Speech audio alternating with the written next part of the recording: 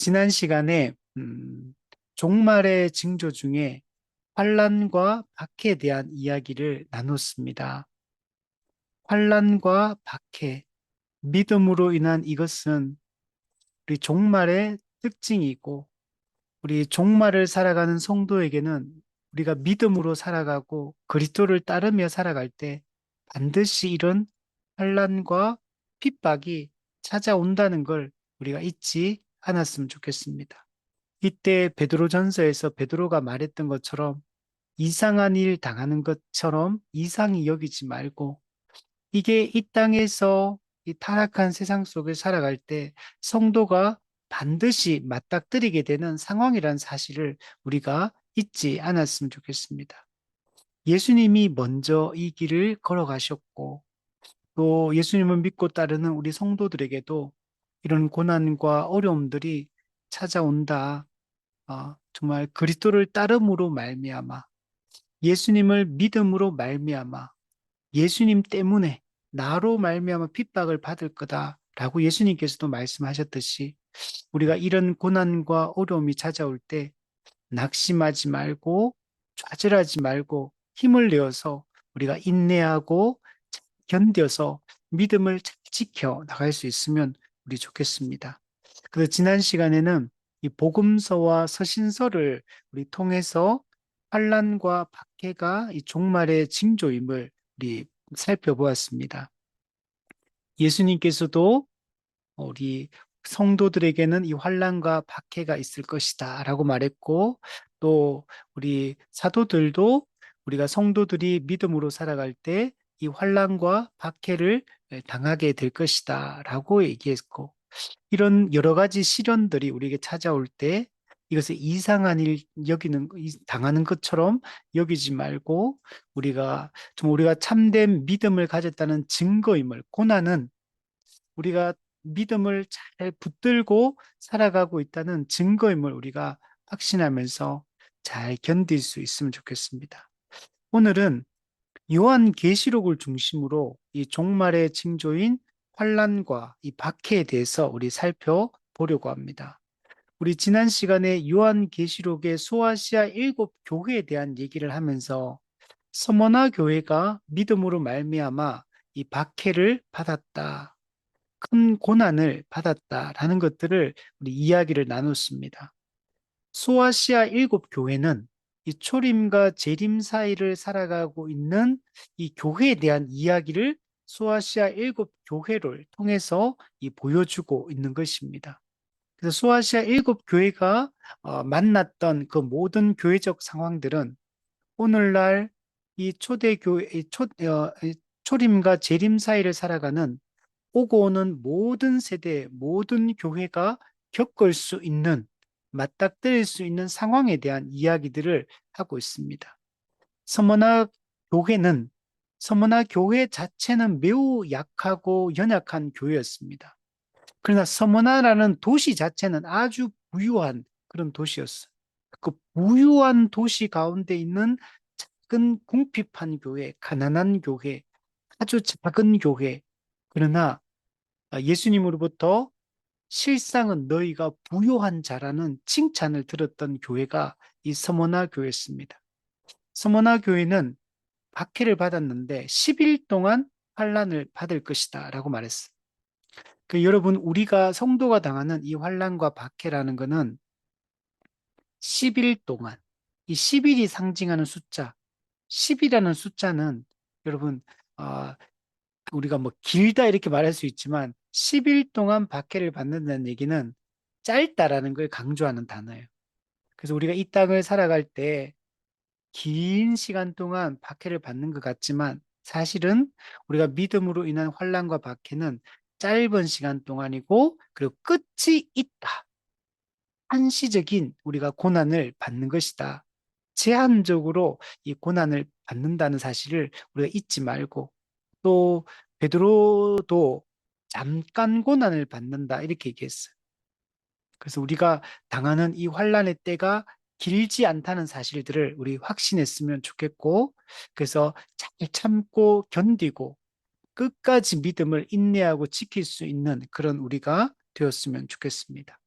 그래서 우리가 거기까지 우리 지난 시간에 살펴보았고, 오늘은 요한계시록 특별히 12장, 13장의 내용을 중심적으로 해서 오늘 이야기를 해보려고 합니다. 우리가 왜 성도는 환난과 박해를 받느냐? 근본적으로 환난과 박해를 받는 근본적인 이유가 무엇인지를 이 계시록 12장과 13장을 통해서 보여주고 있습니다. 이 12장과 13장 같은 경우에는 교회를 박해하는 사탄의 이 악한 세력의 3인조를 보여주고 있습니다. 그래서 이걸 우리 만화 종말론에서는 사탄의 3인조다, 교회를 박해하는 사탄의 3인조다 이렇게 표현을 했는데, 우리 계시록 12장에는 용이 등장하고 계시록 13장 전반부에는 바다에서 올라온 짐승을 첫 번째 짐승을 얘기하고, 또 후반부에는 땅에서 올라온 우리 두 번째 짐승에 대한 이야기를 하고 있습니다. 우리 성경책이 있으면 여러분 오늘은 성경책을 펴서 보면서 보면 우리 잘 이해가 될 것 같아요. 요한계시록 12장, 13장을 펴서 우리 한번 보도록 할게요. 거기 보면 12장에는 한 큰 붉은 용이 나옵니다. 큰 붉은 용. 근데 7머리를 가지고 있고 10개의 뿔을 가지고 있다. 이렇게 얘기를 하고 있고, 두 번째는 13장에 보면 바다에서 올라온 첫 번째 짐승에 대해서 소개를 해주는데, 이 짐승도 7머리를 가지고 있고 10개의 뿔을 가지고 있다라고 얘기를 합니다.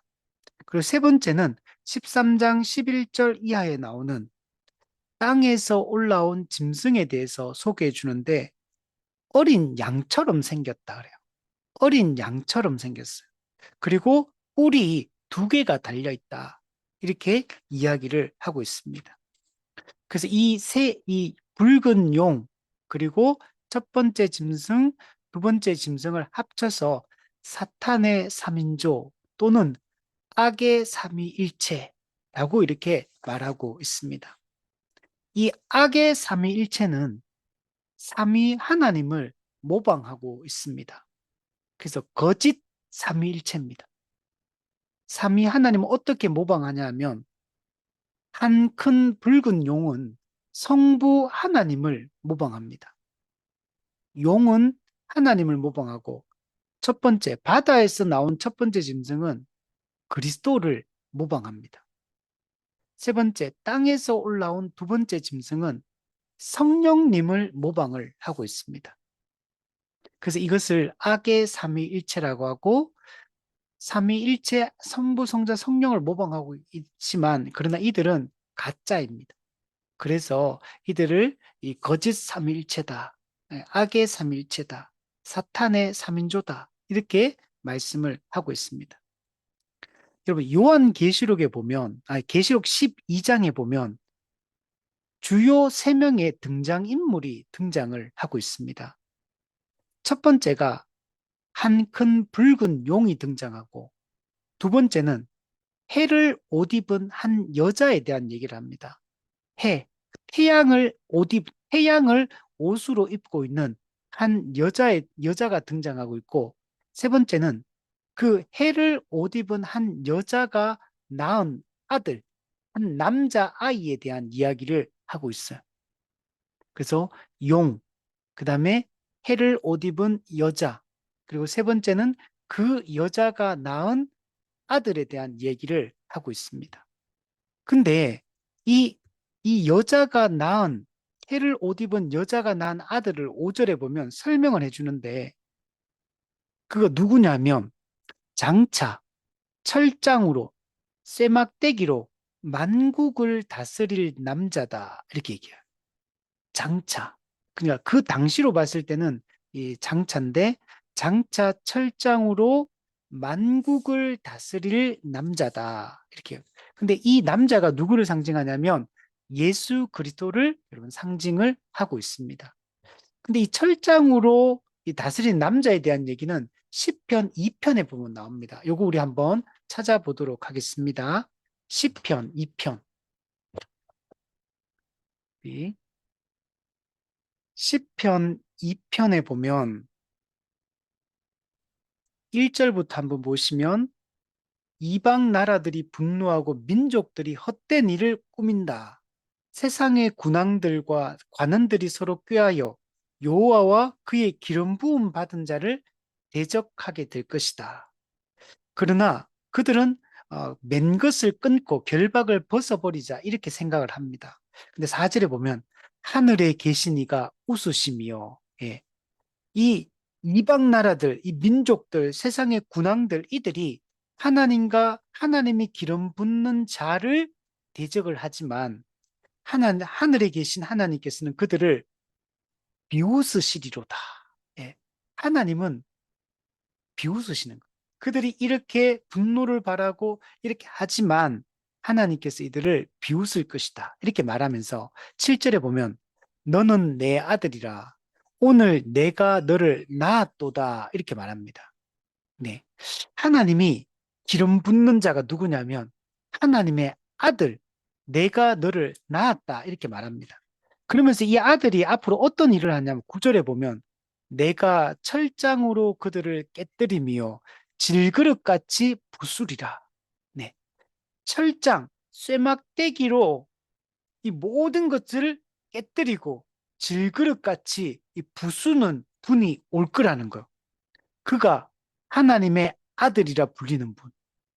그러니까 다시 요한계시로 넘어와서 요한계시록 5장에 나오는 이 여자가 낳는 이 아들은 누구냐면 예수 그리스도를 이 상징을 하고 있고 예수 그리스도께서 장차 쇠막대기로 이 하나님을 대적하는 이 모든 악한 세력들을 다 깨뜨리고 부수게 될 것이다 라고 얘기를 하고 있는 겁니다.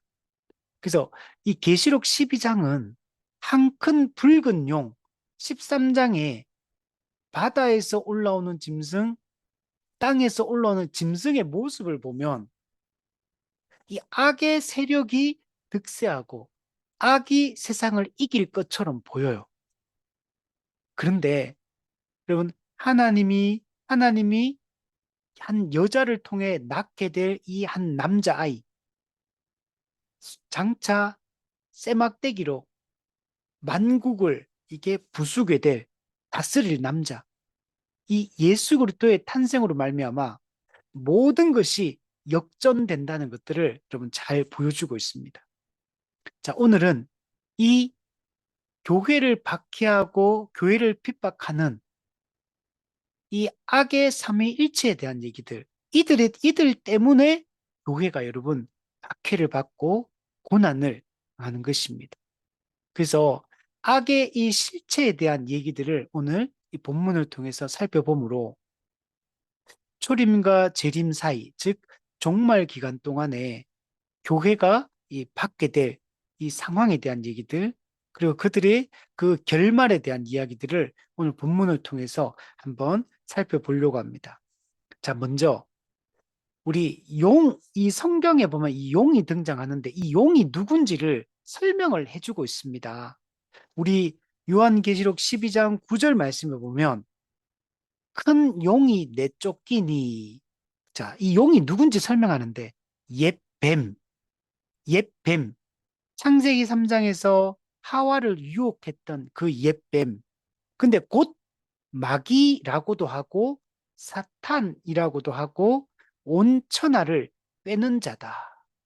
네. 그러니까 용은 정체가 명백하게 이 기록이 되어 있어요. 옛 뱀, 마귀, 사탄, 온 천하를 꿰는 자라고 표현하고 있어요. 이게 우리 성경의 요한복음과 요한 고린도후서에 보면 이 세상의 신이다, 이 세상의 임금이다. 또 에베소서 2장에는 공중의 권세 잡은 자다라고 하는 이게 바로 한 큰 붉은 용, 즉 사탄 마귀를 여러분 상징을 하고 있는 것입니다. 근데 이 12장에 이 용이 우리 3절 말씀에 오늘 본문에 보면 이 용이 머리가 7이고 뿔이 10이다라고 얘기합니다. 그리고 그 7 머리에는 7 왕관이 그러면 쓰여 있다라고 얘기를 합니다. 그럼 머리가 일곱입니다. 이게 머리는 통치를 상징하거든요. 그러니까 일곱 머리, 칠, 완전수 일곱 머리를 가지고 있어요. 그리고 일곱 머리마다 왕관, 자기가 왕인 것처럼 왕관을 여러분 쓰고 있습니다. 즉, 이거는 마귀가 하나님을 지금 모방하고 있는 거예요. 하나님이 참된 왕이신데 자기가 왕인 것처럼 자기가 완전한 신인 것처럼 행세를 하고 있는 것을 보여주고 있는 겁니다. 사탄은 하나님의 왕권에 대적해서 타락을 했습니다. 자기가 하나님의 왕권을 도둑질하려고 했습니다. 그래서 이 사탄은 하나님에 대한 이 질투, 이 교만 때문에 타락했고, 그래서 하나님의 주권을 모방하는 자라고 얘기를 하는 것입니다. 사탄이 이 세 가지가 문제거든. 교만, 두 번째는 질투, 세 번째는 자유의지. 이 세 가지 때문에 타락을 하게 되었고, 그리고 타락해서 인간을 유혹할 때도 또 네가 이것을 먹으면 하나님처럼 될 것이다 라고 하면서 마귀가 하나님 앞에 타락했던 그 근본 동기를 가지고 인간을 타락시키고 유혹하고 있는 것을 볼 수가 있습니다. 근데 또 머리가 일곱 머리일 뿐만 아니고 뿔이 10개를 가지고 있어요. 뿔. 뿔은 성경에서 권세, 힘, 능력 이런 걸 상징합니다. 그러니까 뿔이 크고 뿔이 많으면 힘이 세고 권세가 있다라는 걸 상징합니다. 우리 동물들 보면 사슴이라든지 이런 종류들 보면 뿔이 크면은 힘이 센 거예요. 뿔이 크면 그 권위 앞에 다들 엎드리게 됩니다. 그럼 뿔이 크다는 말이 이 권세와 능력을 가졌다는 거. 그러니까 근데 뿔이 10개나 가지고 있어. 숫자 10은 충만 숫자거든요.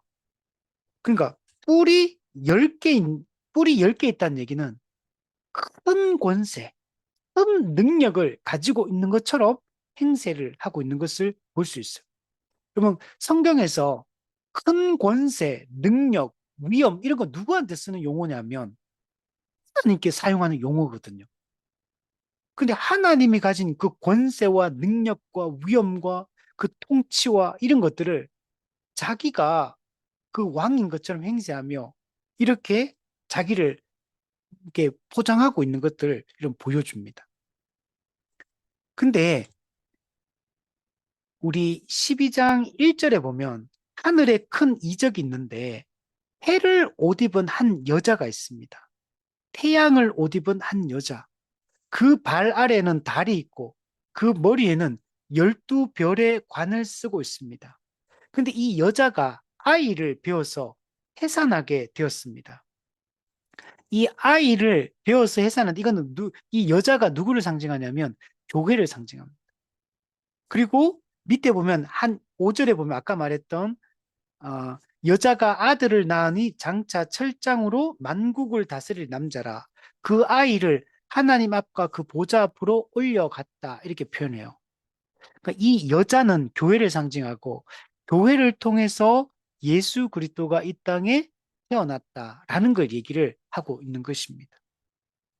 그래서 이 여자를 통해서 태어나게 될 이 남자 아이는 예수 그리스도를 상징을 하고 있습니다. 즉 남자 아이의 탄생 그리고 근데 이게 보좌 앞으로 올라간다 그랬잖아요. 이거는 나중에 예수님이 십자가 사역을 감당하시고 승천하는 걸 상징하고 있어요. 그 예수님의 탄생, 예수님의 십자가 죽음, 그리고 예수님의 부활과 승천 이것을 여기서 보여주고 여러분 있는 것입니다. 근데 4절에 보면 이 한 큰 붉은 용은 여자가 이 아이를 낳기만 기다려요. 출산하자마자 뭐 하냐면 이 남자 아이를 죽이려고요. 여러분 보면 사절에 보면 이 한 큰 붉은 용은 꼬리가 하늘의 별 3분의 1을 끌어다가 땅에 던져요. 꼬리가 있는데 용이 별을 3분의 1을 하늘에 있는 걸 다 끌어모아 가지고 이 땅에 던져가지고 이 해산하는 여자 앞에서 여자가 해산하면 그 아이를 삼키려고 합니다.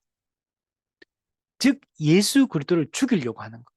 그 실제로 마귀가 어떻게 합니까? 예수님이 태어났을 때 헤롯 임금이 그 예수님을 아이를 찾아가지고 죽이려고 하잖아요.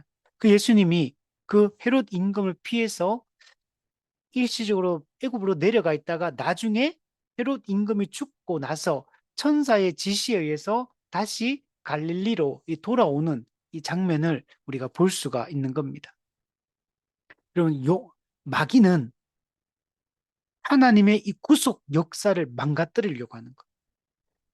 예수님이 택정하신 중보자, 그 예수 그리스도가 이 땅에 태어나면 처음부터 막 죽이려고 하고, 그리고 나중에 공생애를 시작하기 전에 마귀가 또 예수님께 찾아와가지고 시험을 하면서 네가 하나님의 아들이었던 이렇게 해라. 네가 하나님의 아들이었던 이렇게 해라. 네가 하나님의 아들 이렇게 해라. 그리고 자기한테 경배하면 내가 천하 만국의 영광을 너에게 다 주겠다. 이러면서 예수님으로 하여금 그 중보자로서의 그 사역을 못하게 하려고 방해하고 있는 걸 볼 수가 있어.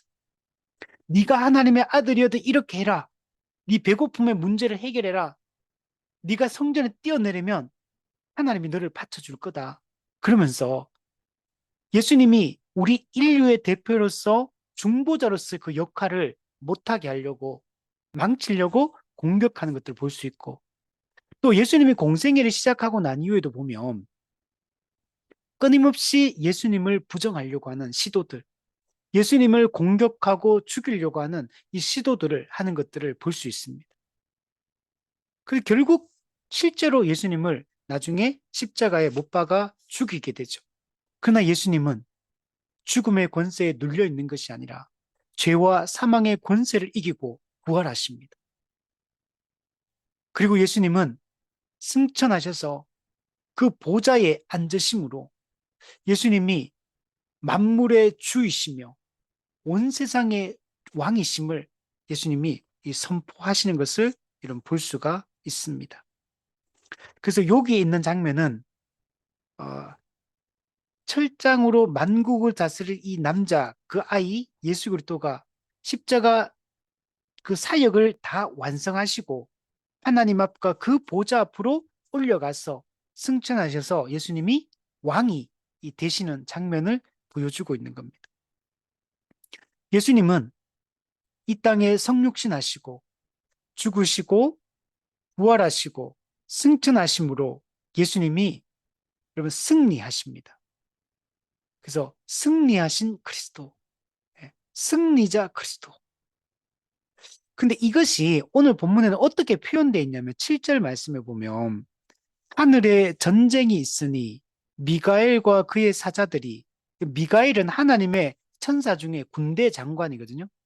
하늘에 전쟁이 있으니 미가엘과 그의 사자들 천사들이 용과 더불어 싸울세 용과 그의 사자들도 싸운다 이렇게 표현하고 있어요. 그러니까 하늘에서 전쟁이 일어난 것. 미가엘과 그의 사자들 이게 선한 천사들입니다. 그리고 마귀와 그의 사자들 타락한 이 천사들 이 사이에 여러분 전쟁이 여러분 일어나게 됩니다. 다니엘서 12장 1절에도 보면 미가엘이 일어나서 이 싸움을 하는 장면이 나오거든요. 근데 이 내용이 어떤 걸 말하냐면 하늘에서 어떤 영적 전쟁이 선한 천사와 악한 천사 간에 이렇게 일어난다. 이 얘기를 하는 게 아니고 실제로 이런 전쟁이 일어나는 게 아니고 이거는 뭐냐면 예수님께서 이 땅에서 이 십자가 이 사역을 감당하신 사건을 지금 여기서 하늘에서 사탄과의 전쟁이 있었다라고 표현을 하고 있는 거.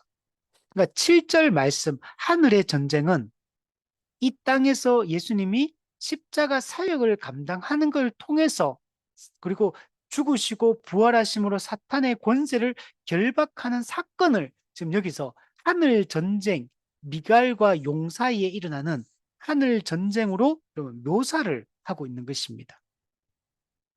그러니까 예수님의 십자가 죽음은 땅에서 있는데 이게 실제로는 영적으로 봤을 때는 하늘에서 이 하나님의 이 군대 장관 미가엘과 용과 그의 사자들과의 싸움으로 이 설명을 여기서 하고 있는 것입니다.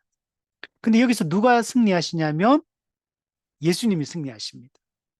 예수님이 십자가 못 박혀 예수님을 잡아서 예수님을 고난을 가하고 채찍질하고 십자가 못 박혀 죽였고 땅에 묻어버리잖아요. 이걸 봤을 요까지만 보면 예수님이 패배하신 것 같아요. 예수님의 구속 사역이 실패로 돌아간 것 같습니다. 그러나 예수님은 그 죽음의 권세를 이기시고 여러분 부활하십니다. 낮아지신 예수님이 승귀 높아지십니다.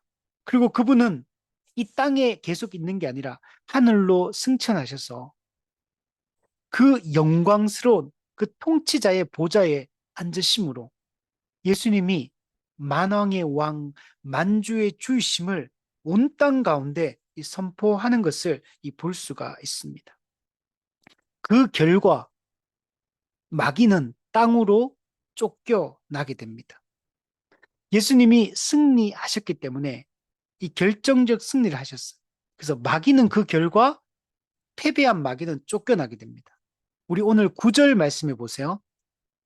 자, 7절에 보면 미가엘과 그 사자들이 용과 그 사자들과 더불어 싸웠는데 8절 용과 그 사자들이 이기지 못하여 예, 마귀가 패배한 거예요. 예수님이 부활하심으로 말미암아 마귀는 패배하게 된 겁니다. 그 이기지 못하여 다시 하늘에서 그들이 있을 곳을 얻지 못한지라.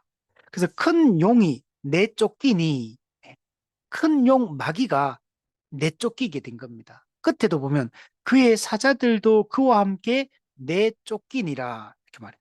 그리고 10절에도 보세요. 하나님 앞에 밤낮 찬송하던 자 그가 어떻게 보면 쫓겨났고 네 여기서 내쫓겼다 쫓겨났다 예수님의 십자가 죽음과 부활 이것으로 말미암아 마귀는 하늘에서 내쫓겨서 땅으로 내려오게 된 것. 근데 요 장면 내쫓겼다가 뭐냐 우리가 신약으로 복음서의 표현을 빌리자면 마귀를 결박하셨다. 마귀를 무력화시켰다. 마귀에게 치명타를 입혔다라고 얘기를 할 수 있는 겁니다. 이 내쫓긴 상태, 패배해서 이 도망을 치게 된 거죠. 근데 도망친 이 사건을 우리 결박했다, 무력화시켰다 이렇게 표현을 하는 겁니다. 그런데 이 내쫓긴 마귀가 뭐 하냐면 12절 말씀해 보세요. 오늘 본문 우리 12장 12절 마귀가 자기의 때가 얼마 남지 않은 줄을 알므로 크게 분내어 너희에게 내려갔습니다. 자, 예수님의 십자가 죽음과 부활을 통해 마귀는 결정적으로 패배했고 결박 무력화되었어요. 그리고 마귀는 땅으로 내쫓겨서 쫓겨났는데 땅으로 내려와가지고 어떻게 내려오냐면 자기 때가 얼마 남지 않은 줄 알아요, 마귀는. 즉, 예수님이 재림하셔서 마귀를 최후 심판 때 마귀를 영원한 멸망에 처할 걸 마귀가 알고 있습니다. 그 예수님의 재림의 때가 언제인지는 모르지만 마귀는 자기가 패배했다는 사실을 알고 있어요. 그리고 자기의 최후 십자가를 통해 결정적으로 패배했기 때문에 결국에는 최후 심판을 통해 영원한 지옥 심판에 들어간다는 사실을 마귀는 잘 알고 있습니다. 자기 때가 얼마 남지 않았어요. 이미 종말이 시작되었기 때문에 마귀의 때는 얼마 남지 않았습니다. 그래서 마귀가 크게 분노하면서 땅에 내려와서 뭘 하냐면 그 여자가 낳은 남자, 그 남자를 낳은 여자, 즉 교회를 박해하기 시작해요. 이제는 그 남자 예수님을 공격했는데 실패했잖아요. 그러니까 이제는 그, 그 여자, 그 예수님을 믿고 따르는 이 교회를 박해하기 시작합니다. 그래서 그 여자를 낳은 그 사람은 구약 교회를 말하고 이제 이후에 마귀가 결박되고 패배한 이후에 여자를 박해하는데 이 여자는 신약의 교회를 얘기합니다. 그래서 신약 교회를 이제 마귀가 박해하기 시작을 합니다. 그래서 그 내용이 거기 보면 13절에 보면 용이 자기가 땅으로 내쫓긴 것을 보고 남자를 낳은 여자를 교회를 박해하기 시작합니다. 14절에 근데 그 여자가 교회가 어떻게 되냐면 큰 독수리의 두 날개를 받아서 광야 자기 곳으로 여러분 날아갑니다. 자, 근데 이 광야 자기 곳이 뭐냐면 우리 6절 말씀에 보면 그 여자가 광야로 도망하면 교회가 광야로 도망함에 즉 예수님의 승천 이후를 얘기합니다. 교회가 광야로 도망함에 거기서 1260일 동안 그를 양육하기 위하여 하나님께서 예비하신 곳이 있더라. 그곳이 바로 이 광야인 것. 그러니까 여기 나오는 광야는 부정적 의미의 그런 광야를 얘기하는 게 아니고 마귀가 크게 분내어 교회를 공격하기 신약 교회를 공격하기 시작했는데 근데 하나님께서 독수리 날개로 이 광야로 데리고 가가지고 1260일 동안 양육을 해요. 즉 하나님이 교회를 보호하신다는 얘기를 하는 거예요.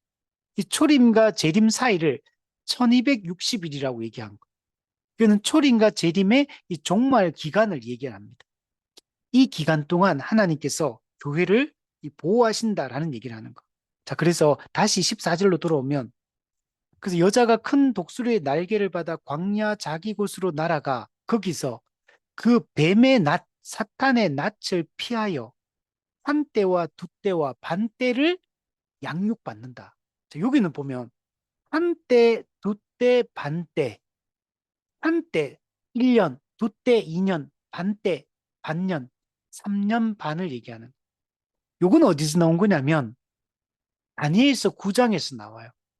이제 다다음 주쯤 되면 이제 이게 70 71에 대한 이 설명을 하는데 거기서 보면은 70일에 중에 62일에 그리고 그다음에 62일에 그다음에 7일에 그다음 마지막 한 일에 그러면 69일에가 지나면 70일에가 되잖아요. 그러면 마지막 한 일에 여기에 대한 얘기를 하는데 그 마지막 한 일에 7년에 3년 반이 지나고 마지막 3년 반이 언제냐? 한때, 두때, 반때. 지금 여기 나오는 거예요.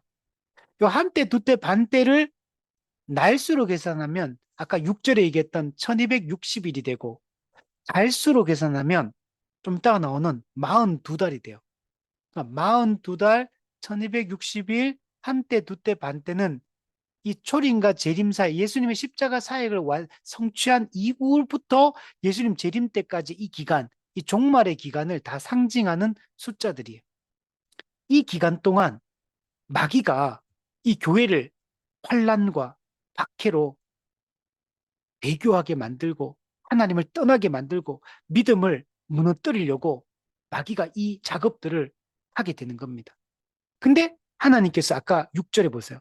하나님이 이 1260일 동안 광야에서 하나님이 예비하신 곳에서 하나님이 이 보호하시는 것들을 여러분 볼 수가 여러분 있습니다. 다시 12장 15절에 보면 여자의 뒤에서 뱀이 어떻게 이 교회를 공격하고 죽이려고 하냐면 그 입으로 물을 강같이 토하여 여자를 물에 떠내려가게 하려 하되 네, 마귀가 교회를 죽이기 위해서 물을 용의 입에서 물을 폭포수처럼 쏟아내요.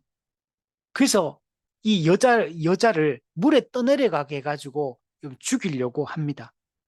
이거는 실제로 그렇게 하는 게 아니고 영적인 상황을 설명하는 거. 마귀가 이 종말 기간 동안에 초림과 재림 사이에 교회를 끊임없이 교회를 공격해서 교회가 죽게 만들려고, 배교하게 만들려고, 믿음을 잃어버리게 만들려고 엄청난 수단과 방법을 동원해서 이 공격을 하게 될 거라는 거. 자, 근데 결과는 뭐죠? 16절. 땅이 여자를 도와 그 입을 벌려 용의 입에서 토한 강물을 삼키니. 예. 용의 입에서 물을 강같이 토해서 떠내려가서 익사시켜 죽이려고 했는데 땅이 입을 벌려가지고 물을 딱 삼켜버려요. 그래서 여자가, 이 교회가 이 종말 기간 동안에 안전하게 보호받고 마귀의 그 공격으로부터 안전하게 보호받을 것을 여기서 이렇게 설명을 하고 있는 겁니다. 그리고 17절에 용이 여자에게 분노하여 돌아갔어. 네. 마귀는 아직 최후 멸망을 안 했잖아요. 완전한 멸망을 안 했잖아요. 마귀는 포기를 안 해요. 이 종말 기간 때 끊임없이 공격을 하는데, 그래서 마지막 최후의 여자의 남은 자손, 곧 하나님의 계명을 지키며 예수의 증거를 가진 자들과 더불어 싸우려고. 자, 여기서 여자의 남은 자손. 그러면 여자의 남은 자손이 도대체 뭐냐? 이것도 교회를 상징하는 겁니다. 그러니까 뭐 새로운 또 다른 누군가 있다는 얘기가 아니고, 뒤에 보면 하나님의 계명을 지키며 예수의 증거를 가진 자들, 이 교회를 상징하는 거. 그래서 최후 마지막으로 교회와 이제 전쟁을 벌이려고 마귀가 이렇게 힘을 쓰게 된다라고 얘기를 하고 있는 겁니다.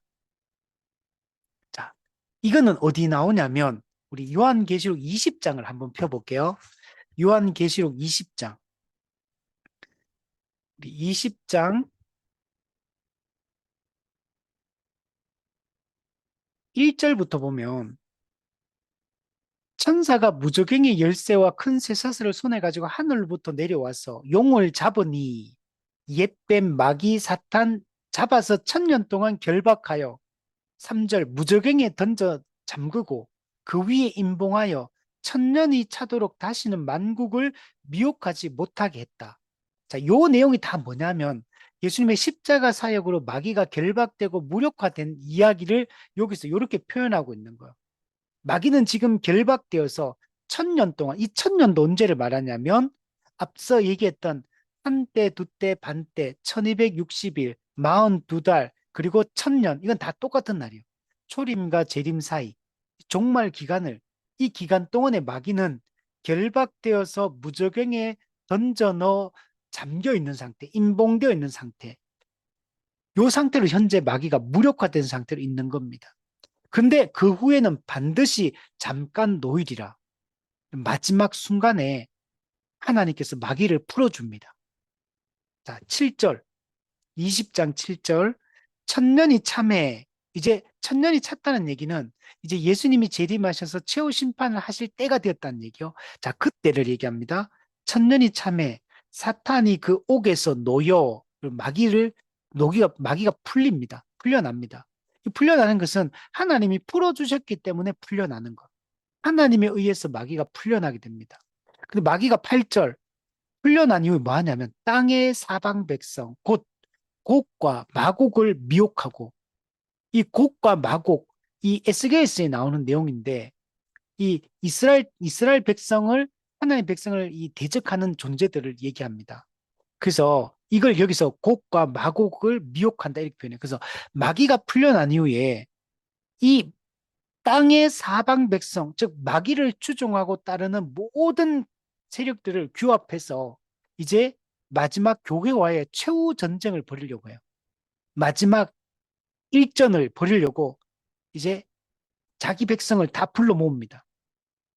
그리고 싸움을 붙이려고 하는 거야. 근데 그 숫자가 바다의 모래같이 많다. 마귀가 마지막 최후 공격을 하려고 완전히 다 끌어모으는 거야.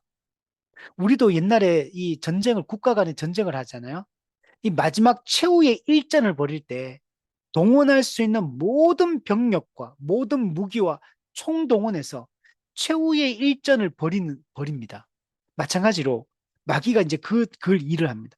그래서 구절에 보세요. 얼마나 많은지 그들이 지면에 널리 퍼져 성도들의 진과 사랑하는 성을 두루매 교회를 포위해버려요. 그래서 이제 최후 마지막 공격을 하려고 시도를 하는 겁니다. 자, 그런데 결과가 어떻게 되냐면 9절에 하늘에서 불이 내려와 그들을 태워버리고, 네, 최후 마지막 교회를 공격하려고 딱 하는데 하늘에서 불이 내려와서 그 마귀의 그 군대를 그냥 초토화시켜 버리는 거예요. 불태워 버리는 거예요. 그래서 10절에 그들을 미혹하는 마귀가 불과 유황못에 던져진다. 거기는 그 짐승은 우리 13장 앞부분에 나오는 이 첫 번째 짐승, 바다에서 올라온 짐승을 얘기해요. 그리고 두 번째, 거짓 선지자, 땅에서 올라온 두 번째 짐승을 얘기합니다. 이 불과 유황못에는 누가 있냐면 마귀, 대장 마귀, 그리고 마귀가 권세를 준 좀 이따 보게 될 그 짐승, 적그리스도, 두 번째 짐승, 거짓 선지자. 이들도 마귀의 하수인들이에요. 이들도 다 이 불과 유황못에 던져지게 돼요. 자, 그리고 우리 밑에 쭉 내려오면 12절, 믿지 않는 불신자들. 자기 행위를 따라 책들에 기록된 대로 심판을 받으니 13절 바다가 그 가운데 죽은 자들을 내주고 또 사망과 엄부도 그 가운데 죽은 자들을 내주매 각 사람이 자기 행위대로 심판을 받고 사망과 엄부도 불못에 던져지니 이것이 곧 둘째 사망 곧 불못 마지막 지옥 형벌을 얘기하는 것. 누구든지 생명책에 기록되지 못한 자는 불못에 던져지리라. 즉 모든 불신자들도 이 불못, 지옥에 던져지게 될 것을 얘기하고 있어요. 이게 여러분, 마귀의 최후예요. 예수님의 십자가 초림 사역을 통해서 마귀를 결박하고 무력화시켰어요. 그리고 재림을 통해서 최후 심판을 통해서 마귀와 그의 하수인인 적그리스도와 거짓 선지자들, 그리고 그들을 따르는 모든 불신자들, 그들을 다 불과 유황못에 던져 넣게 될 것이고, 그들은 세세토록 괴로움을 받게 될 것이다. 라고 얘기를 하고 있는 겁니다. 이게 용, 한 큰 붉은 용, 하나님을 모방하는 악의 삼위일체의 그 우두머리 용에 대한 설명이에요. 그러므로 마귀는 우리가 두려울 대상이 아니에요. 이미 마귀는 결박됐고 무력화된 상태예요. 치명타를 입어서 지금 무저갱에 던져 넣어 잠긴 상태예요. 음부의 권세가 교회를 이기지 못해요. 악한 자 마귀가 교회를 만지지도 못해요. 그래서 교회가 복음의 진리를 굳건하게 붙들고 있으면 우리는 1260일 동안 그 하나님이 마련하신 광야에서 하나님의 완전한 보호를 받으며 우리는 살게 되는 것입니다. 이것을 우리가 두려워할 필요가 없다는 거예요. 자, 그리고 이제 두 번째를 한번 보면 용은 이렇게 된다면 여러분 첫 번째 짐승인 이 우리 이 적그리스도와 거짓 선지자에 대한 얘기들도 우리가 알 필요가 여러분 있습니다. 자, 우리 13장 1절에 한번 보시면 바다에서 한 짐승이 여러분 올라오게 됩니다. 근데 뿔이 열이에요. 아까 전에 용도 뿔이 열이었잖아요. 여기도 뿔이 열이고 머리가 또 일곱입니다. 근데 그 뿔에는 열 왕관이 쓰여 있습니다. 용하고 비슷하죠. 용하고 똑같잖아요. 일곱 머리 그리고 열 뿔 그리고 뿔에는 아까 이 왕관을 또 다 쓰고 있죠. 그러니까 첫 번째 짐승은 용하고 본성이 똑같은 존재예요. 용이 용의 본성을 부여받아 가지고 용의 하수인으로서 용 마귀가 하는 것들을 그대로 이게 시행하는 존재가 이 첫 번째 짐승이라고 할 수 있어요. 그리고 그 머리들에는 신성 모독하는 이름들이 있더라. 즉 뭐냐면 신성 하나님을 모독해요. 그러니까 이 적그리스도 이 첫 번째 짐승이 하는 일은 하나님을 이 모독하는 거, 하나님의 영광을 훼손하고 그래서 적그리스도의 이 활동을 통해 누가 영광을 받게 하려고 하는 거냐면 용이 영광을 받게 하는 거. 마귀가 영광을 받게 하는 게 적그리스도가 하고자 하는 여러분 일입니다. 2절에 보면 이 용이 그 자기의 능력과 보좌와 권세를 그 첫 번째 짐승 적그리스도에게 다 줍니다. 그러니까 저 그리스도는 용으로부터 능력과 보좌와 권세를 부여받아가지고 그 용을 대변해서 그 활동들을 하고 있는 것을 볼 수가 있습니다. 근데 놀라운 거는 3절에 보세요. 이 적그리스도는 누구를 모방하냐면 예수님을 모방하거든요. 그래서 3절에 보면 그의 머리 하나가, 머리가 7이 있었잖아요. 근데 7머리 중에 하나의 머리가 상하여 죽게 되었어요. 근데 그 죽게 되었던 상처가 나아요. 그거는 뭐냐면 예수님이 십자가 못 박혀 죽었잖아요. 그 죽은 예수님 어때요? 부활하시잖아요. 그 장면을 지금 모방하고 있는 겁니다. 7머리 중에 하나가 상하여 죽게 되었는데 상처가 낫게 돼요. 그러니까 온 땅이 놀랍게 여겨서 어떻게 하냐? 그 짐승을 따르기 시작해요. 우리가 예수님이 십자가에 죽으셨다가 부활하시고 승천하심으로 왕이 되시고 그래서 우리 사람들이 신자들이 그 예수님을 왕으로 모시고 예수님을 따르고 예수님의 통치를 받으며 살고 있잖아요. 이걸 모방해가지고 그 7머리 중에 하나 상하여 죽었는데 그 죽게 되던 상처가 나아서 사람들이 깜짝 놀라게 되고 그리고 사람들이 온 땅이 놀랍게 여기고 짐승을 따르기 시작, 적그리스도를 추종하기 시작합니다. 4절에 용이 짐승에게 권세를 주므로 예, 용으로부터 이 적그리스도는 권세를 부여받았어요. 그래서 사람들이 용에게도 경배하고 짐승에게도 경배합니다. 그러면서 하는 말이 누가 이 짐승과 같으냐? 누가 능히 이와 더불어 이 짐승과 더불어 싸워서 이길 수 있겠느냐? 그러면서 용이 예수 그리스도 그 그리스도의 그 왕권에 도전하고 그 자리를 지금 차지를 하고 있고 사람들을 미혹시켜서 이, 이 죽었다가 머리 하나가 살아난 이 짐승에게 적그리스도를 추종하기 시작합니다. 5절에 보면 그 짐승이 과장되고 신성 모독하는 말하는 입을 받았다. 그는 과장된 말을 하고 신성 모독하는 말을 해요.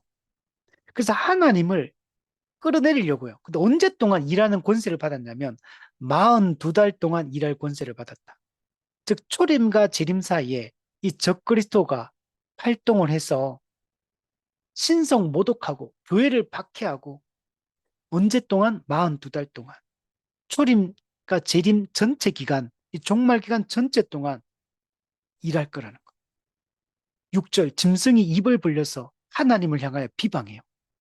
그의 이름과 그의 장막 곧 하늘에 사는 자들을 비방하더라. 이게 하는 일이에요. 7절 그가 권세를 받아 예, 용으로부터 권세를 받아요. 성도들과 더불어 싸워 이기게 되고 네. 일시적으로는 교회가 이 땅에서 적그리스도에게 질 때가 있어요. 우리가 넘어지고 약해지고 교회가 일시적으로 교회가 패배를 하고 일시적으로 적그리스도가 승리를 하며 이 땅에서는 우리가 살아가게 됩니다. 그리고 각 족속과 백성과 방언과 나라를 다스리는 권세를 받아가지고 자기가 이 세상의 임금, 이 세상의 왕인 것처럼 이 땅에서 자기 권세로 사람들을 통치합니다. 그리고 죽임을 당한 어린 양의 생명책에 그 이름이 기록되지 않은 땅에 사는 이 불신자들을 얘기해요. 이들로 하여금 그 짐승에게 경배하게 합니다. 그 짐승이 경배를 받으며 그리스도의 영광을 가로채는 것을 볼 수가 있습니다. 그러면서 말해 누구든지 귀가 있거든 들을지어다. 사로잡힐 자는 사로잡혀 갈 것이요. 칼에 죽을 자는 마땅히 칼에 죽을 것이니 성도들의 인내와 믿음이 여기에 있느니라. 여러분, 사로잡힌다, 칼에 죽는다는 말은 성도들이 이 땅에서 고난과 박해를 받게 될 걸 얘기해요. 근데 이때 우리는 어떻게 됐냐면 성도들의 인내와 믿음이 여기 있느니라. 이 환난과 박해 때 성도들은 믿음을 굳건하게 하고 인내하며 잘 견뎌야 돼요. 믿음을 잘 지켜야 됩니다. 근데 하나님의 은혜로 우리가 견고하게 우리의 믿음을 지킬 수 있게 여러분 되는 겁니다. 인내할 수 있게 돼요. 그래서 우리가 두려워할 필요 없어요. 아, 나는 이런 고난과 박해가 오면 내가 믿음을 지킬 수 있을까? 여러분, 복음을 굳게 붙들고 있으면 우리가 그 모든 고난의 때 여러분 이길 겁니다. 여러분, 염려하지 마세요. 두려워할 필요 없어요. 사단이 이런 환난과 고난과 박해를 하겠지만 우리는 다 이길 수 있어. 하나님은 감당치 못할 시험 당함을 허락하지 않으십니다. 여러분, 일제시대 때나 공산정권이라든지 이때 과거에 우리 믿음의 선진들이 또는 로마 시대에 네로 박해를 받거나 중세시대 때 또 이렇게 박해를 참된 성도들이 박해를 받거나 그렇게 우리가 그런 게 우리 시대에도 올 수 있어요. 그냥 그때도 여러분 염려하지 말고 우리가 복음의 은혜를 복음을 굳게 붙들고 있고 교회적 삶을 충실히 살고 있으면 이때 우리는 믿음을 견고하게 지키고 끝까지 여러분 인내할 수 있다는 사실을 우리가 잊지 말아야 됩니다. 그래서 이 적그리스도가 이 초대교회 당시부터 이 적그리스도가 나타납니다. 그래서 예수님께서도 거짓 그리스도들이 나타나게 될 것이다. 우리 사도 바울도 이 거짓 그리스도들이 나타나게 될 것을 얘기했어. 그리스도가 저기 있다, 그리스도가 여기 있다 이러면서 수많은 사람들이 그리스도를 이렇게 속일 거예요. 그리고 또한 또 이 거짓 그리스도, 적그리스도가 나타나서 여러분 교회를 박해하고 핍박을 가할 겁니다. 이 적그리스도의 가장 원형적인 모습이 누구냐면 그 당시에 로마 제국, 특히 그 당시에 네로 황제가 그 교회를 그 교회가 탄생한 이후에 최초로 이 박해를 가했던 인물이 네로 황제입니다. 그리고 그때부터 로마 황제 10명의 황제에 의해서 교회가 박해를 받아요. 313년에 기독교가 공인되기 전까지 10명의 황제에 의해서 교회가 이런 박해를 이런 받게 됩니다. 그래서 교회를 박해하고 성도들을 박해했던 이 네로 황제가 이 적그리스도의 여러분 원형적인 그 모습이에요.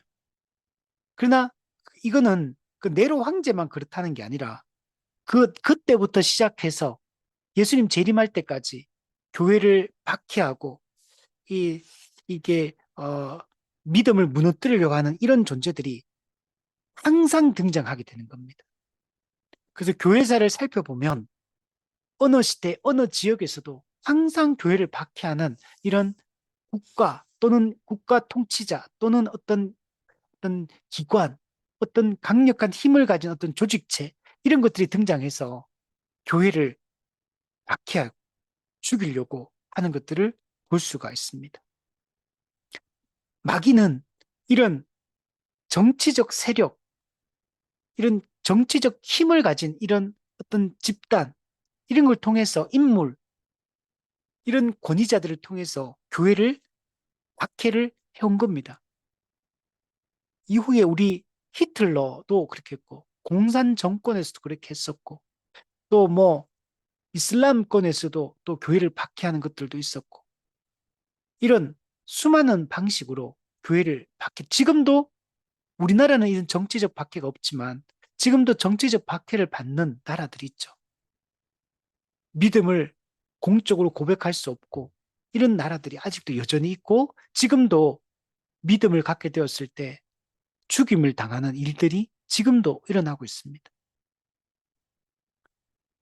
그래서 이런 게 이 적그리스도다라고 얘기를 할 수 있다. 그 성경에는 적그리스도는 한 명이 아니고 많은 적그리스도들이 나타나게 된다.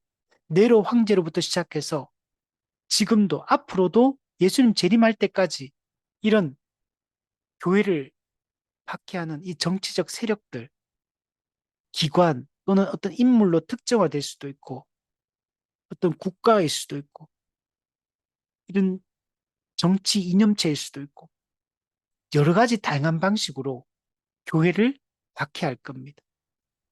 그래서 우리가 이때 믿음을 인내하고 믿음을 잘 지킬 필요가 있어요. 그래서 요한계시록에 보면 인내하라는 말이 정말 많이 등장합니다. 견디라는 말이 정말 많이 등장해요. 우리는 하나님의 복음의 은혜를 의지하고 믿음을 지키는 게 필요합니다.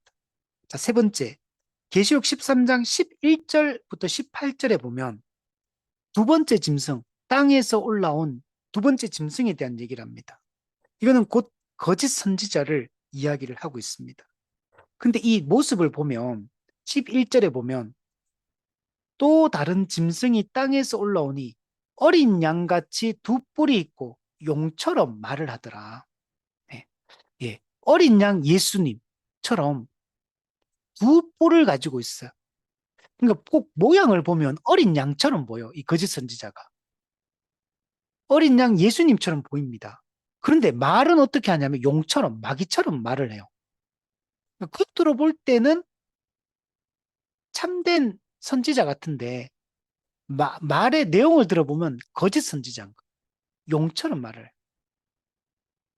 우리 철로역정에도 보면 아첨쟁이를 조심해라 이런 말이 나오는데 그 아첨쟁이가 어떤 사람이냐면 살갗은 검은데 이 옷은 아주 눈부시게 하얗고 희고 그리고 아주 긴 옷, 그 온몸을 이렇게 감싸고 있는 흰 옷을 입고 있는 아첨쟁이에 대한 비유가 나요.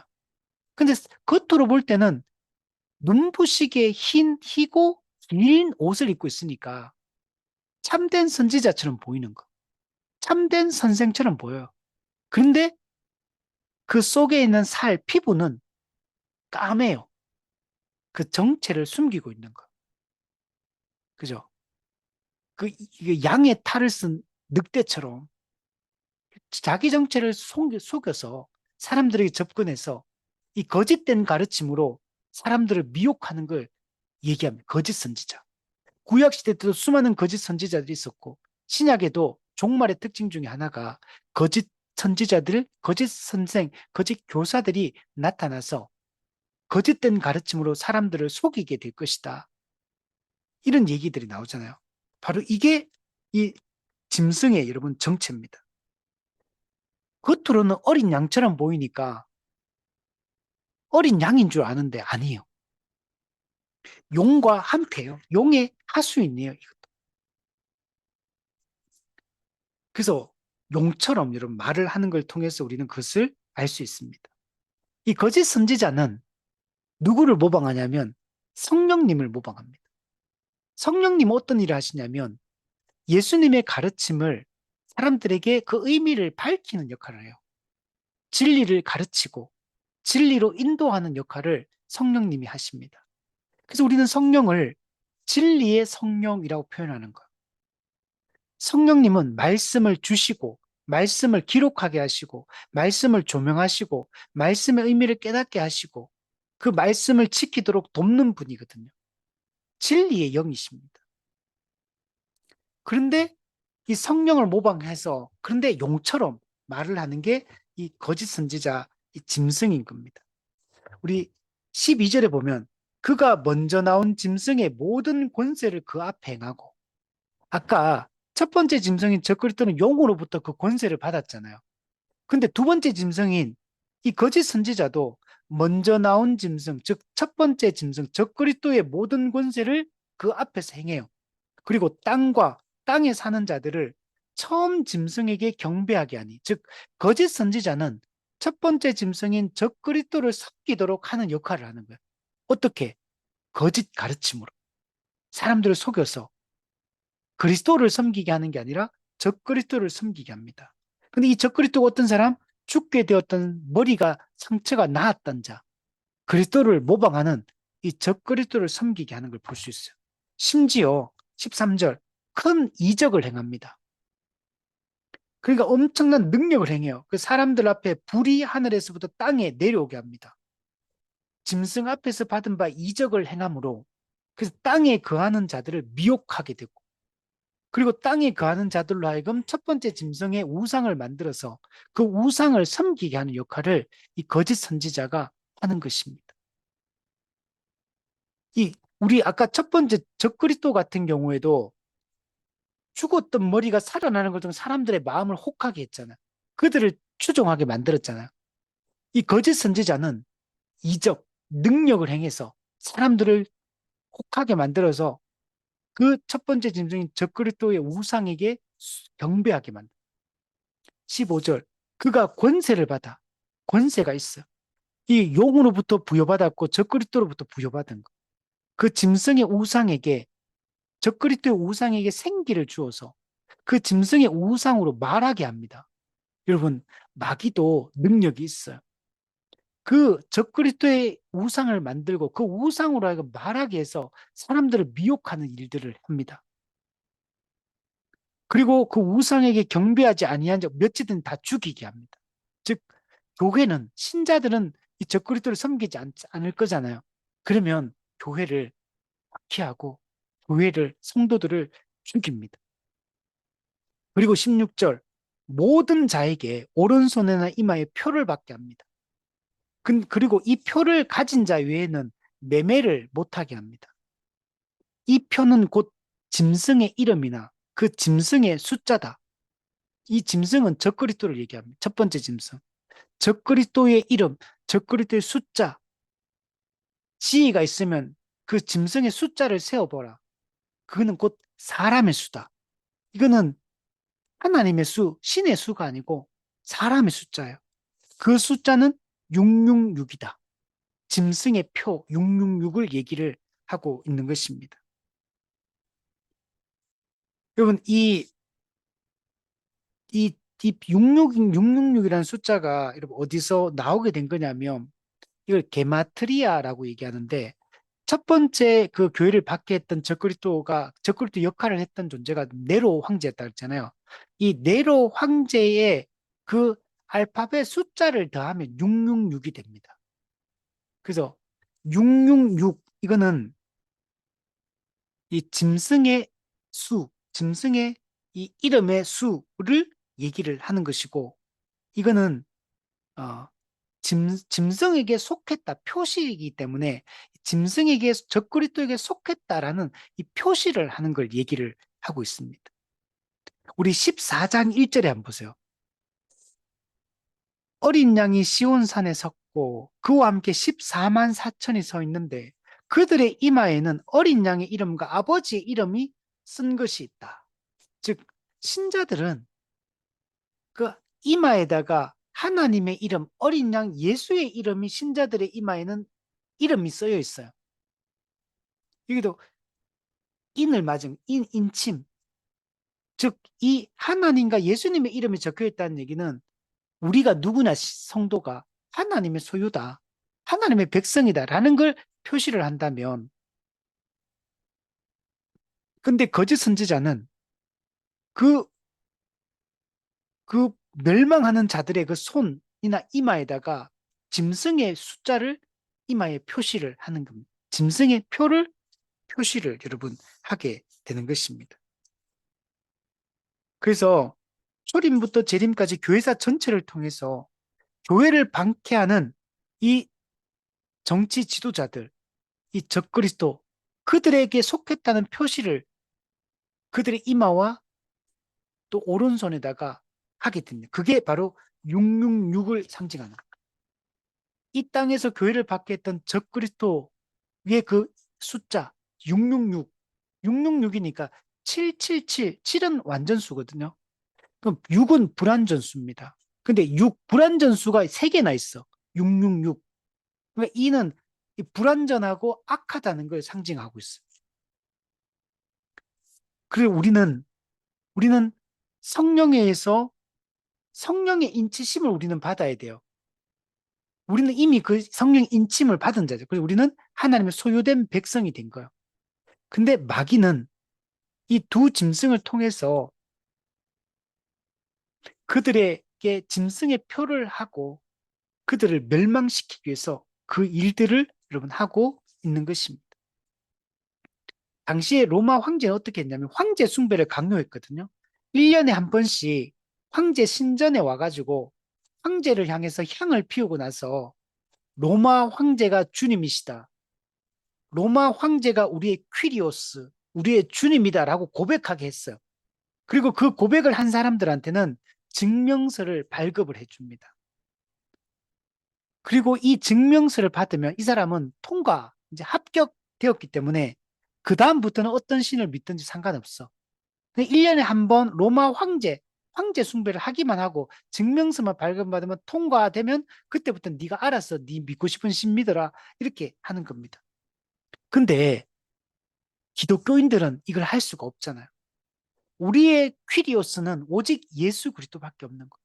우리의 주님은 오직 예수님밖에 없기 때문에 황제 숭배를 부정했고 거부했기 때문에 엄청난 박해를 여러분 받게 된 겁니다. 그래서 이 로마 황제 숭배를 거부했던 그래서 로마인들은 기독교인들을 뭐라 불렀냐면 무신론자라고 무신론자. 그들이 섬기는 그 신들을 섬기지 않으니까 무신론자라고 박해하면서 저 무신론자들, 인육을 먹는 자들, 그리고 성령의 불이 임하옵소서 그러니까 그 네로 황제가 자기가 불질러 놓고 기독교인들이 덮어 씌워가지고 기독교인들 박해가 거기서부터 시작되는 거예요. 그래서 기독교인들이 수많은 사람들이 박해합니다. 황제를 향해 퀴리오스라고 부르지 않는 모든 기독교인들을 잡아서 굶주린 맹수에게 던져놓고 또 그 콜로세움에 사람들이 로마인들이 그 구경하는데 장작을 쌓아가지고 사형을 시켜 불태워요. 그 일설에 보면 굶주린 짐승에게 집어넣어 막 찢겨 죽게 하고 또 이렇게 화형을 시키는데 기독교인들을 장작 더미에다가 못 박아가지고 이제 그래서 이제 그게 묶어서 이제 불태우는데 사람들이 다 보는 콜로세움에서 불태우는데 근데 거기서 수많은 사람들이 그 콜로세움의 그 마당에 이제 화형의 장작불 위에 이제 서 있는 거예요. 그리고 이제 불 붙여 죽이려고 해요. 그래서 불을 탁 붙여요. 그러니까 다들 이제 불 타는 거죠. 근데 거기서 아무도 예수님을 부정하지 않아요. 아무도 예수님을 부인하지 않고 거기서 한 사람이 찬송을 부릅니다. 하나님께 영광을 돌리고 스데반처럼 내 영혼을 주님 받아주십시오. 그러면서 찬양을 불러요. 그러니까 네로 황제는 기독교인들을 잡아 죽이고 그들이 비명을 지르고 살려달라고 애원하기를 마귀는 그렇게 하기를 원하고 있는데 거기서 불타 죽어가면서 화형을 당하면서도 하나님을 찬양하며 자신의 영혼을 스데반이 돌에 맞아 죽으면서도 내 영혼을 아버지께 맡깁니다 했던 것처럼 성도들이 그러한 길들을 걸어갑니다. 그래서 네로가 그 장면을 보고 미치는 거. 자기는 이들을 죽이고 그 그리스도를 부인하게 만들려고 하는데 불타주는 거. 그 중에 한 사람이 사도 요한의 제자인 폴리갑. 폴리갑도 잡혀서 화형당할 위기에 놓일 때 한 번만 예수를 부정해라. 그러면 너를 살려주겠다. 그때 폴리갑이 예수님은 내가 86년을 사는 동안에 예수님은 한 번도 나를 부인한 적이 없는데 내가 어떻게 나의 주님을 부인할 수 있겠습니까? 그러면서 이렇게 그 거부합니다. 그래서 결국에는 화형당해서 폴리갑이 순교를 하게 됩니다. 뿐만 아니고 경제적인 어려움들, 우리 아까 서머나교도 궁핍함과 서머나 도시는 너무나 부유한데 서머나 교회는 너무나 가난해 궁핍해요. 비방을 받아요. 환난을 받아. 그러나 그들은 끝까지 믿음을 지키며 타협하지 않고 끝까지 살아갑니다. 그래서 몇 사람을 죽여 순교도 막 당해요. 교회 안에서. 그러나 그 순교하는 것을 보고서도 믿음이 무너지지 않아요. 철로역정에서 허영의 시장에서 크리스찬과 믿음이 붙잡혔을 때 믿음이 순교를 당합니다. 그 순교를 당할 때 믿음이 끌려가면서 걱정하지 마라. 당신도 끝까지 믿음을 잘 지켜라. 그러면서 믿음이 순교를 당합니다. 담대하게 그 순교의 그 이슬이 좀 되는 것을 볼 수 있습니다. 당시에 유대인들이, 특히 유대교인들이 기독교인들을 고발해가지고 막 잡아 넘기고 밀고 하고 감옥에 갇히고 순교당하고 이렇게 합니다. 그런데도 불구하고 그 궁핍함과 박해와 고난과 감옥과 매맞음과 순교를 당해도 그리스도인들은 아무도 주님을 부인하지 않았습니다.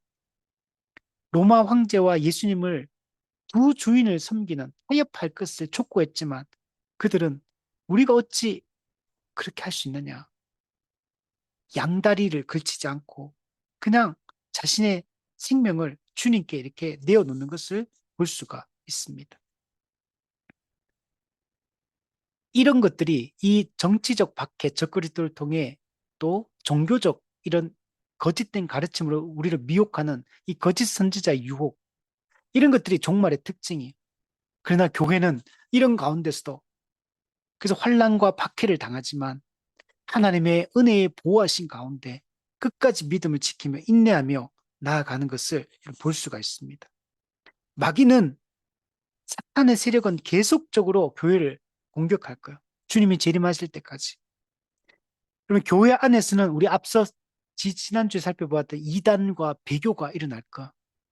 교회 밖에서는 이런 환란과 박해가 이런 찾아오게 될 겁니다. 이거는 재림 전까지 계속 될 겁니다. 근데 이런 사탄의 공격에 우리가 우리의 믿음을 지키고 방어하는 방식은 뭐냐면 말씀을 바르게 가르치는 것, 복음의 진리를 바르게 가르치는 것, 이 교리를 바르게 여러분 가르치는 겁니다. 우리가 바르게 가르쳐서 믿는 것을 통해서 우리가 이런 모든 공격으로부터 우리를 지킬 수가 있게 되는 것입니다. 오늘 우리가 종말의 징조에 대한 얘기들을 우리가 살펴보았습니다. 종말의 징조 중에 배교 현상이 있고 박해 현상이 일어나게 될 것이다. 우리가 이런 이단과 이 배교의 문제가 앞에서도 우리를 믿음을 잘 지키고 혼란과 박해가 찾아오더라도 우리의 믿음을 잘 지킬 수 우리 있었으면 좋겠습니다. 이런 환란과 박해는 종말의 특징이고 종말의 징조다. 이상한 일 당한 것처럼 두려워하지 말고 주님이 감당할 시험만 허락하신다는 걸 믿고 주님이 함께 하셔서 인내하고 견디게 하실 것을 믿고 우리 나아가는 우리가 되었으면 좋겠습니다.